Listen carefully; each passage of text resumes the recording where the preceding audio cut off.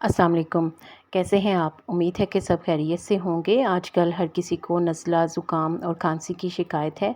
ख़ास तौर पर बच्चों में ये मर्ज़ बहुत ही आम है। ऐसी सूरत में ज़ुबैदा आपा की ये टिप्स आपके बहुत ही काम आएँगी, लेकिन आपने वीडियो को एंड तक देखना है, स्किप नहीं करना।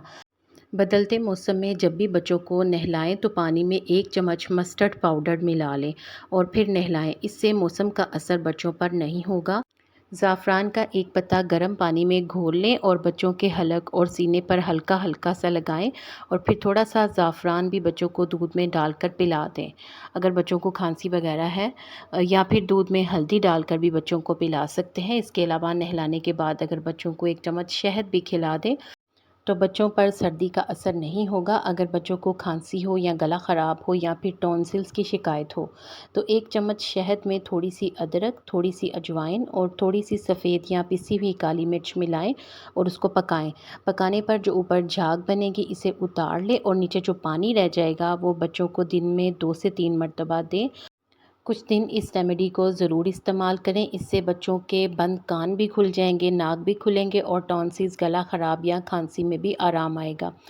और जो हम दवाइयाँ लेकर आते हैं जो बच्चे नहीं खाते, उससे भी उन्हें छुटकारा मिलेगा। अगर सांस बंद हो या सांस की तकलीफ़ हो तो गर्म पानी में विक्स और नमक डालकर बच्चों के ऊपर तौलिया दें, उनके साथ खुद बैठ जाएं और उन्हें कहें कि नाक के ज़रिए सांस लें और मुंह से सांस को ख़ारिज करें।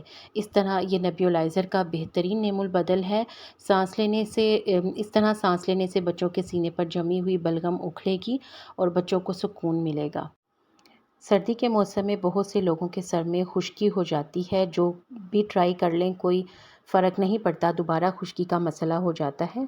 अगर सर में खुश्की हो तो 1 चम्मच माउथ वॉश में 1 चम्मच पानी डालकर अच्छी तरह से हाथ से मिला लें और बालों की जड़ों में हल्के हाथ से लगाएं और हल्का हल्का मसाज करें। 10 मिनट छोड़ दें। फिर 10 मिनट बाद एक तौलिया गर्म पानी में भिगोकर निचोड़ लें और सर पर लपेट लें ताकि बालों को स्टीम मिले। इसके बाद कार्बोलिक साबुन या शैम्पू से सर में अच्छी तरह से झाग बनाएं और कंघी करते हुए सारी झाग निकाल लें।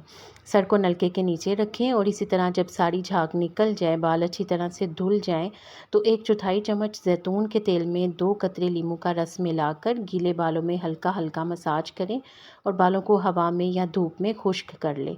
फिर 10 बार कंघा ऊपर से नीचे की तरफ करें और 10 बार नीचे से ऊपर की तरफ। रात को सोने से पहले भी इसी तरह से बालों में ब्रश या कंघा करें। ऐसा करने से बालों की जड़ें खुलती हैं, बालों की जड़ों में जान आती है और खुश्की दूर हो जाती है। ये आजमाया हुआ टोटका है, आप इसे ज़रूर आजमा कर देखिए।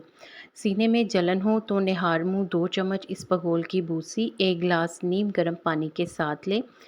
मसूड़ों से खून आता हो, मसूड़ों में तकलीफ़ हो या कोई भी मसला हो तो 1 प्याली पानी में 1 बड़ा चम्मच शहद और 1 छोटा चम्मच कलौंजी डालकर खूब अच्छी तरह से पका लें।